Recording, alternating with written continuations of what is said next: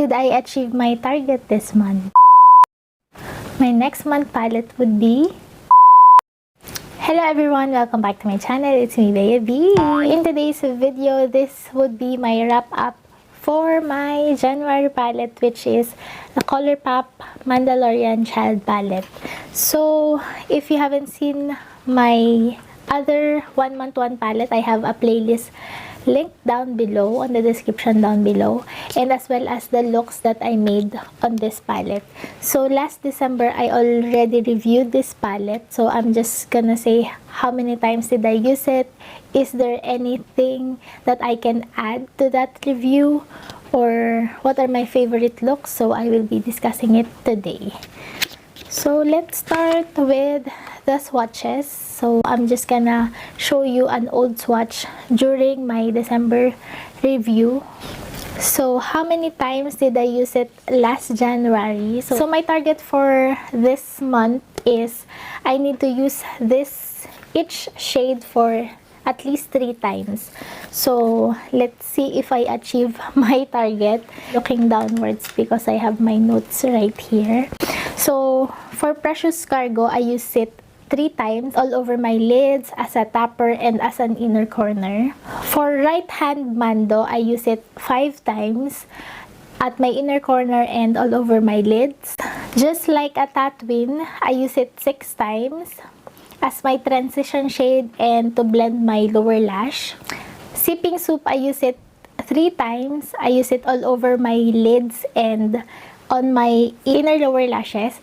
And then Baby Face, I use it 3 times. I use it as my crease, as my transition, and on my lower lashes as well. And then the Force, I use it 3 times. I use it as a topper and as an inner corner. Little Frog, I use it 4 times as a crease and inner portion of my lower lashes. Float Your Crib, I use it 3 times. I use it as an outer corner on my lower lashes, and for the last shade, which is Droid Protocol, I use it 7 times, which is outer corner of my lids and my lower lashes and as a wing.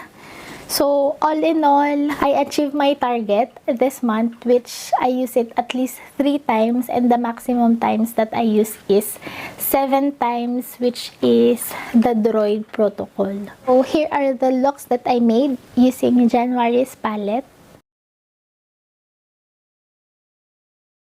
So the other additional information about this palette, while I'm using it, I noticed that there's a lot of kickback, especially on just like a Tatooine and Droid Protocol. I think it's not too pressed, but the good thing about that is it's easy to blend. Usually dark browns on my lids, especially on my outer corner, it's a little bit patchy, but this one doesn't. I think it's because it's not too pressed and it blends itself. So I don't mind a lot of kickback as long as it doesn't have too much fallout on my face. So usually I did my eyes first, but this time that my skin doesn't look good, I'm breaking out, so I try to do my base first, my foundation first, before doing my eyes. The shade looks different. It has some variations from transition shade to outer corner shades to have some depth.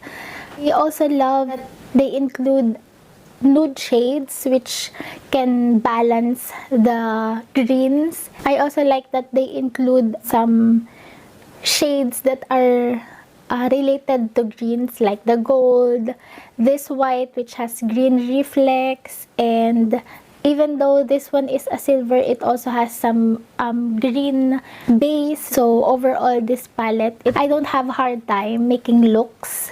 It complements each shade. I'm a little disappointed with this one, which is the Little Frog. It is matte, but it has some shimmer shades, which while I'm blending, it fades out. So it would be good if it stays matte and they don't need to put the shimmer. And this one is the hardest shade to work with, actually, because I feel like it's out of those range of greens that is too wearable for everyday, but it's still good. I like that they include it as well, so I can have some lighter green shades to work as my transition or as my crease. But this one doesn't look good, especially on my lower lash. But overall, I love this palette. I do not regret including this on my best of 2020. So if you haven't watched that one yet, I will also link it on the description down below, if I remember. So, January's palette is a success. I achieved my target. For this month palette, I go to Anastasia Soft Glam palette. So, I just think that this one is very glam. It's so soft. It's perfect for a date night. This month's palette, I won't be setting a target. I just don't want to put so much pressure on me this month, since I want to rest my face from makeup. Since I've been breaking out, I'll just do a look for Valentine's, and for my 3 looks or 5 looks one palette, I'm not yet sure. Yeah, that's it for today's video. I hope you enjoyed this kinds of video. If you do, please don't forget to give it a thumbs up and comment down below what can you say on my January palette with the looks that I make. What are your favorite looks, and what can you say on the palette that I've chosen this month? I hope you're excited, and don't forget to subscribe if you haven't already, and hit the notification bell to keep you posted on my upcoming videos. This is me, Bea, signing off, reminding you to be a believer of your own beauty and be a blessing to everybody. See you on my next video. Bye! Oh, by the way, the nail polish that I'm using is from my Ipsy Glam bag. It's in the shade Bore Someone Else. I think many of you have been interested on how it looks like on my nails, so this is how it looks like. It's a little bit chipped already. It's been, I think, 3 days or 2 to 3 days that I've been wearing this, so yeah.